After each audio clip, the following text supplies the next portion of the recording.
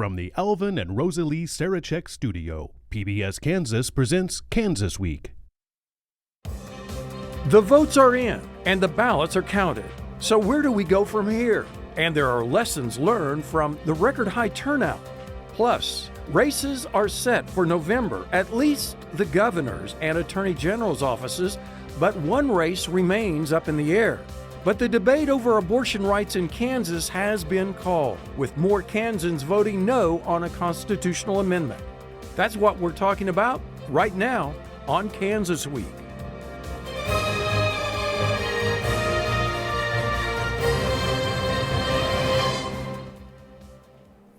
Well, hello everyone. This is Kansas Week, and I'm Chris Frank in for Pilar Pedraza, who will be back next week, by the way.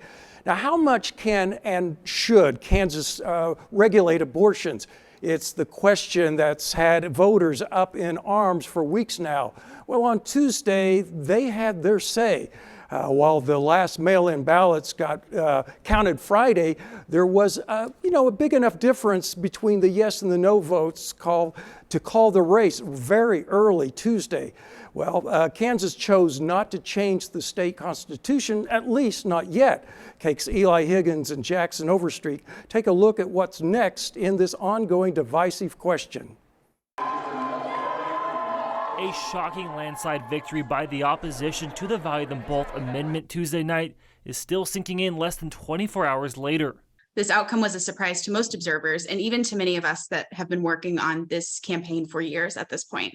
The win supported by massive levels of voter turnout for a primary, and the no vote doing much better than expected in conservative areas of the state. The no vote was getting in the 30% range in places where Democrats usually get in the 20% range.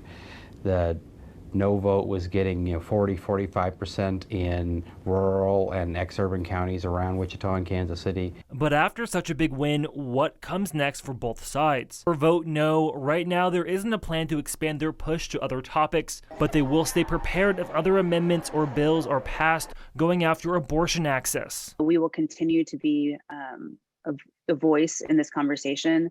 I have no doubt that there will be additional bills that will be put forward in the spring to limit access in other ways. As for the yes side, the Value Them Both coalition says that Tuesday night's loss was a setback, but that they will be back. The leadership in the state legislature will have to go back to the drawing board and see whether there are more regulations they can pass to get through the state Supreme Court, or maybe to have a different amendment and to come back in 2024 or later. In Wichita, Jackson Overstreet, KAKE News on your side.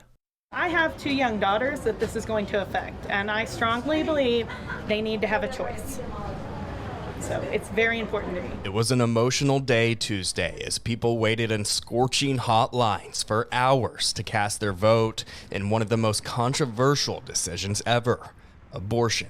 To me, it's important, so I'm willing to put up with it. But as the votes came in, something happened not many expected. Vote no won by a huge margin, keeping the state's abortion rights in place. This is heartbreaking and speechless, and now it's back to the drawing boards, and we really just need to take from what we learned from it failing and how can we move forward. Representative Tori Marie Blue spearheaded the Vote Yes abortion amendment. She says, in her opinion, two major things caused it to fail. One, what just happened in Washington, firing up voters. What are the odds? Roe v. Wade is overturned. It was not, somebody who carried the constitutional amendment, I did not foresee that happening. And two, she thinks there was a lot of misinformation going around. The biggest thing, she says, was people thinking it was a ban. We're common sense conservatives, and there are certain situations where, unfortunately, I don't want it to happen, but I'm not there in the hospital room or in the clinic room with that doctor and that mother. But Blue says what's done is done, and while it won't be anytime soon, she hopes next time it comes up, both sides will feel more understood. Moving forward, I want to learn what they thought in the end. Was the question confusing? Was it the topic in general? What exactly was it that why they voted no, and how can we move forward from that? Well, joining us this week to break down what this past week's election results mean, give some analysis, we have Chance Swaim from the Wichita Eagle, as well as David Seaton, publisher of the Cali Courier and Traveler, and to my left, Phil Journey, sitting district judge for Sedgwick County and a Republican former state senator. And up in Emporia with us by Zoom is Dr. Michael Smith, a political analyst from Emporia State University. And I'll start with you, Professor Smith. What do you make of this the biggest takeaway from this vote? And there've got to be a lot of takeaways from this vote, but your quick analysis on the turnout. Well, people were obviously very passionate about this issue. Both sides got their voters out. We knew that Vote Yes would. They've been politically organized in this state for nearly 50 years.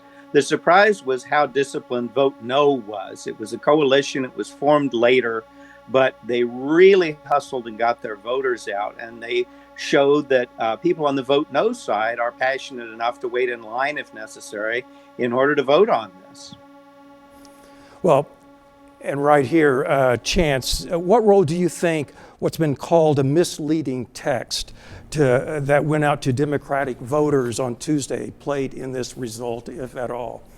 You know, I'm not quite convinced that played a huge role. It was kind of debunked rather quickly and caught pretty quickly that was just an attempt to kind of confuse people. And I think it's a little bit been overblown, the whole idea that people didn't understand what this vote meant. I think both sides understood what a yes meant and what a no meant, and the no's carried the day. A lot of the after the fact confusion and laying blame at the feet of the different campaigns that did it. I'm not sure that's the reason it failed. I think people understood what it was and it failed. Yeah. And the quicker people can accept that, the quicker we can move on to whatever the next iteration is. But I'm sure there will be arguments over this campaign for the next 20 years between people in both sides. Right, and it's not going to go away. But in this day and age, with the way social media is, technology is, you're going to get those kind of things. And what it behooves us as voters being responsible to really know, right? Right, yeah. And I mean, the text itself of what was being voted on itself was kind of a partisan exercise, right? Like the people who wanted the amendment to go got to write the text. So that casts an immediate skepticism from some voters. They're like, what exactly does this say? But I think the campaigns were both so well funded and so loud. I think people understood that no meant abortion rights stay in the Constitution, and yes meant they don't. Right. And that was kind of the end of the conversation. Yeah. Well, David, you've got your pulse on the things down in Cali County, Winfield, Ark City, and the environs. How did it go in Cali County with this issue too? I think 52 to 48%, and was this a surprise to the folks in your area where your newspaper reaches? Well, I think it was maybe a little surprise to some people. The statewide landslide vote for the no for the no side was, I think, a big surprise to almost everybody, and it's a surprise probably that a semi-rural county like Cali County actually voted to oppose the amendment as well. But I think that illustrates just the energy and the enthusiasm on the no side that swept across the state, really. It was interesting to see the rhythm of this campaign. When it first got going, the yes sign, political signs for vote yes, the purple signs with the mother and the child, they popped up seemingly overnight months ago, and you saw no vote no signs. And then when Roe was overturned a couple months ago, it just lit a match underneath the people who were concerned about losing their right to an abortion. And you saw the signs proliferate. There was a big rally on July 4th in Cali County demonstrating, to protest the Roe decision and also to get things going on the no side. And so in the end, stepping back, I'm not totally surprised, and I think our county is illustrates the wider trend that even in a pretty conservative place like Cali County, the amendment went down. We were one of, I think, 19 counties altogether that voted against it. Yeah. Well, Phil, you've been in the Senate. You've followed politics for quite a number of years. The numbers tell us this was not necessarily a vote along party lines. Many Republicans also opposed the amendment. So how do you think? I think that's very clear, very true. I think Representative Blue got one point right when she said everything changed when Roe was overturned. And then I think voters saw what was going on with these trigger laws in other states and were basically saying, that's crazy. And then the question ultimately became in this debate, what are the state legislators going to do? Because all the power will rest with them if this thing passes. And they refused to answer that question. And past performance is an indicator of future decisions.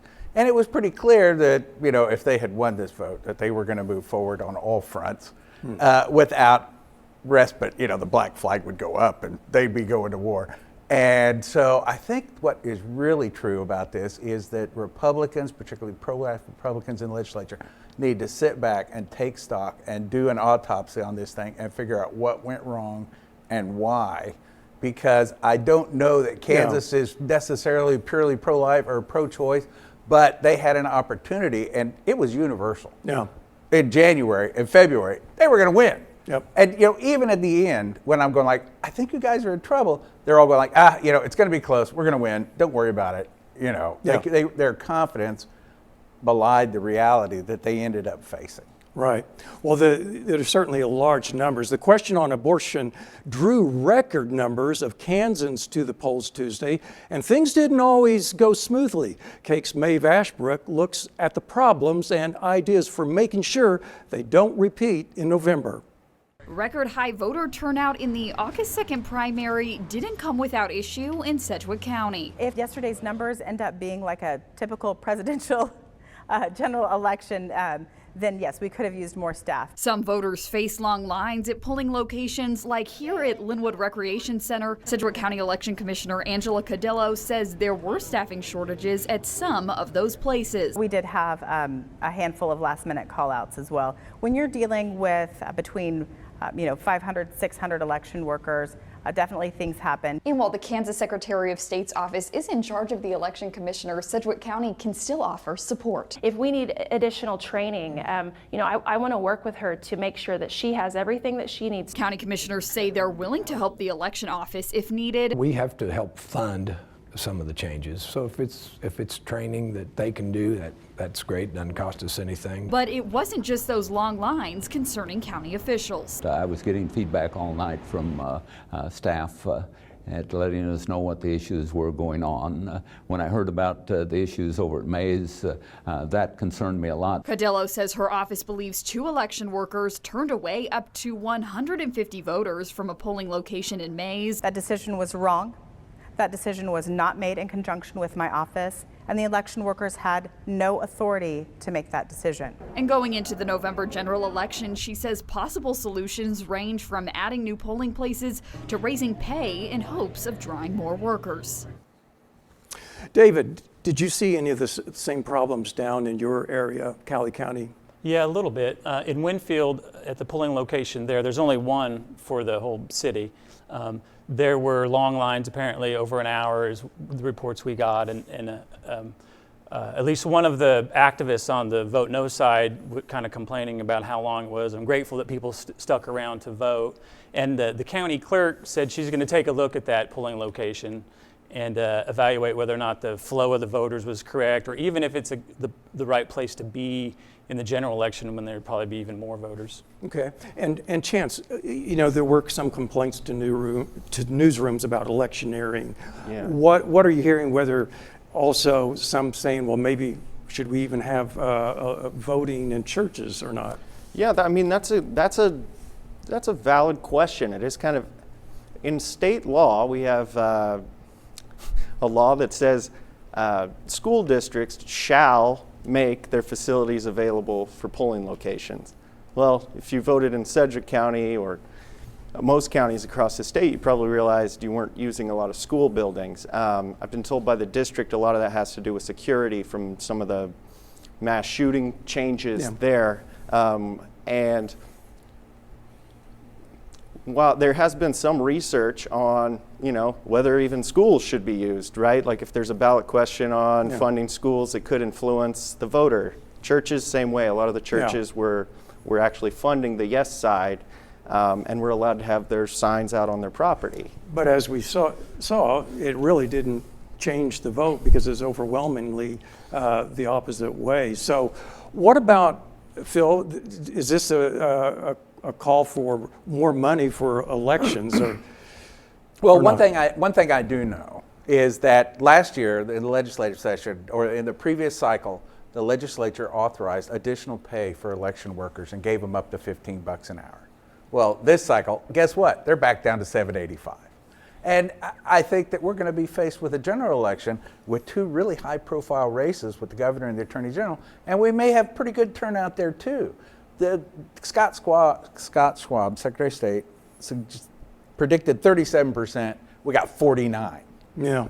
And while I know that the question on the ballot was probably the main driver of that because we had all the independents come in too, but the reality is that we could have a very similar increased turnout with what's perceived as a Republican wave that's coming because of the economy and others. Right. Well, you spoke about the governor's race.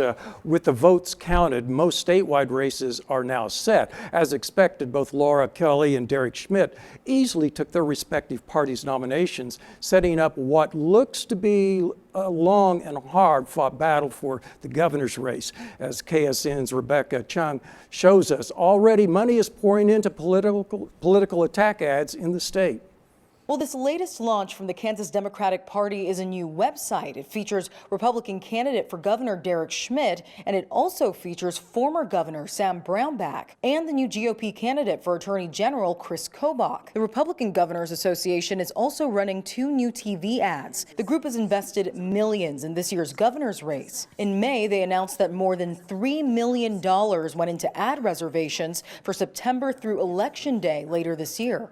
Now, both sides are moving full speed ahead with their battle plans for the general election. That's coming up November 8th. And until then, we're tracking the latest developments on the campaign trail. For now, reporting at the Capitol, I'm Rebecca Chung. Well, Michael, we'll ask you, Professor Smith, any surprises there? We hear that the Cook Political Report and others are now calling this race a toss-up after Tuesday's vote. Does it stay that way? And what are the keys for a Schmidt win or a Kelly win? Well, I think it is going to be a toss-up. We're going to see independent money on both sides pouring in. What it's really going to come down to, I do agree with Phil that the economy favors the Republicans. However, gas prices are coming down and the Fed has taken action on inflation. So from the Democratic side, there are a couple things they need to do. One is to kind of neutralize those issues, not necessarily best the Republicans, but neutralize them so that it can pivot back to pro-choice and toward issues more generally on which I think Democrats win. And then, of course, Governor Kelly will want to differentiate herself from the National Democratic Party, which is what Kansas Democrats do when they win. Yeah, I don't know about you or any of the others here. I finally felt a break from some of the political ads when I went to my mailbox and found nothing in it at all. But that happened for only a couple of days, and now I see the ads are right back on television with the governor's race. Well, another race finalized Tuesday, the battle to replace Derek Schmidt as Attorney General. Electability. It's the question that's haunted Chris Kobach since his loss in the 2018 governor's race to Laura Kelly. Well, Tuesday, he won the GOP primary for Attorney General with 42% of the vote to Kelly Warren's 38%. Tony Mativi rounded out the ballot with 20%. This sets up what be another unwinnable race for Kobach against Democrat Chris Mann in the general election. Mann is a former police officer who joined the Lawrence PD while still a junior at KU. After a drunk driver hit him during a traffic stop in 2002, Mann had to leave the force due to his injuries. He went to law school and became a prosecutor in Wyandotte County. He now has a private practice in Lawrence where he concentrates on DUI cases. On his Facebook page, Mann is already raising money for his campaign based off Kobach's perceived difficulties in winning, setting the tone for a race that may end up sounding much like the primary did, and raising Democratic hopes of a win in November. Okay, Phil, you wanted to make a quick comment on the governor's race, and then this. Okay, I think that we have our very own Ross Perot with Senator Pyle, and I think that's going to change the whole texture of the race. And I think it is something that needs to be considered. I know they're trying to get people to take their names off the petitions now, but I think it's all too late. So, but on the AG race, if yes. Kobach loses this race, is it his last race? No. Oh, come on. He's lost enough times. He's used to it. You know, he lost his primary for Congress. You know, he lost his primary for United States Senate. He lost the general election for governor. All right. And, you know, they say that he's got a comeback. I'm reading articles that say he has a comeback. I said, I think it's kind of like Mark Twain, you know, the exaggeration of his comeback. They should hold that assessment until the general election. I really don't know that after Chris has gone through a very difficult primary and probably upset those that supported the opponents he had with the way, and you know, he has not been able to raise money like he probably should for a statewide race. And you know, we'll see what Mr. Mann can do. I honestly think it's Mr. Mann's race to lose. All right. Well, one race remained too tight to call going into Friday, with an automatic recount looming, proving once again every vote matters. As of Thursday night, Stephen Johnson held a razor-thin lead of just 149 over Karen Tyson. That's out of almost 430,000 votes cast in that race. Because the margin in the race was less than 1% after election night, the race will automatically go to a recount under a law passed by lawmakers earlier this year. Under the audit, counties would compare a hand count with the machine tally. Counties must audit 10% of precincts because of the close race, with a minimum of one precinct per county. The winner will go on to face current state treasurer, Democrat Lynn Rogers, in November. Rogers is already busy campaigning. Well, Professor Smith up in Emporia, I wanted to ask you, I'm not sure anyone expected this new law to be enacted quite so quickly. Is that how you feel about that? I'm sorry, which law? I lost the thread of the conversation. Oh, well, the law that if an election comes within 1 percentage point, that there's automatically a recount on all this. It wouldn't be surprising that this comes up so quickly after being passed, right? It's kind of good to have a test. You know, it's so frustrating because there are so many things we can do to really make election security better. Like, I totally agree with my friend Phil Journey. Let's pay the poll workers better. I'm in for that. We can cooperate with other states on change of mail filings and death certificates through a system called ERIC.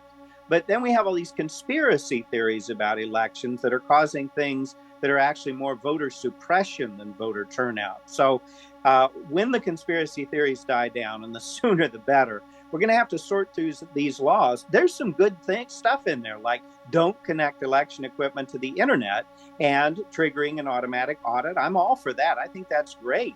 But then there's some junk in there too, like harassing the League of Women Voters. That's not voter security, that's voter suppression.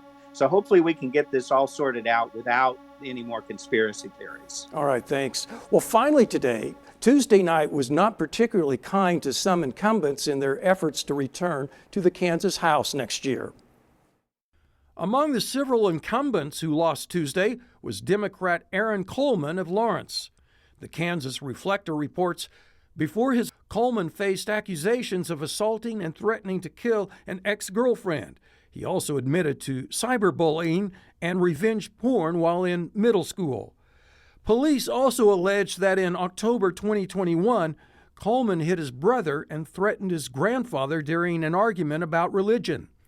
A judge signed off in March on a diversion that could see Coleman's misdemeanor domestic battery charge dismissed. In a three-way race, he pulled in just 13% of the vote. Melissa Oropeza, a healthcare professional, finished first with 49% of the vote. Republican Representative Mark Samsel fell to Kerry Barth by nearly 1,200 votes in Kansas's 5th House District. Samsel was accused in the spring of 2021 of assaulting 2 students in a classroom while substitute teaching. Representative Susie Carlson, Republican of Clay Center, finished third and trails leader Bill Bloom by 600 votes. Carlson was arrested in January by Topeka police on suspicion of driving under the influence. Under a diversion agreement, the prosecutor will drop the charges if Carlson complies with a set of conditions. Representative Cheryl Helmer, a Mulvane Republican, fell short against challenger Webster Roth. Earlier this year, in an email sent from her legislator account to transgender college graduate student, Helmer said she did not appreciate sharing a restroom at the State House with Representative Stephanie Byers, a Democrat from Wichita, and the state's first transgender lawmaker. Well, Chant, any surprises in the House races? Well, what I think is still so surprising, even knowing our political system, is how few choices there were for who actually is going to be making decisions about our state laws. What you see there, that the incumbents who got rolled, they were either wounded, they had something criminal, or they were deeply controversial and making the rest of the party look bad. So there was kind of this little purge of some of the people that fell out of line, but most of our House seats are in these very safe districts. The way the lines are drawn assure incumbents they'll keep their positions. So yeah, it's not as competitive as it should be. There's very little choice, and as we saw Tuesday, people want to vote if they have a chance, but they didn't have that many options. Yeah, well, and I know there was someone that lost down there that as well in Cali County. But I tell you what, this show has gone so fast. We could have spent probably, we spent most of it on the constitutional question, but it says to me that there's going to be a lot of interesting things to be watching with November's general election coming up. So thank you again to Michael, David, Chance, and Phil for joining us today. We hope you've enjoyed this discussion. We'd also like to thank our news partners at the Wichita Eagle, Cake News, and KSN News for sharing their materials with us. Pilar Pedraza will be back with us next week. For now, stay safe and have a great week.